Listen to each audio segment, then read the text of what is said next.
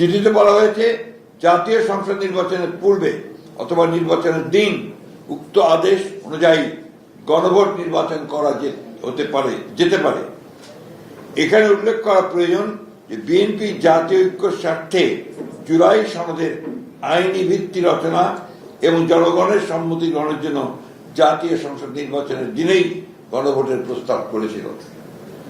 2026 সালের ফেব্রুয়ারি মাসের প্রথমার্ধে নির্বাচন অনুষ্ঠানের ঘোষণা দিয়েছিলেন প্রধান উপদেষ্টা।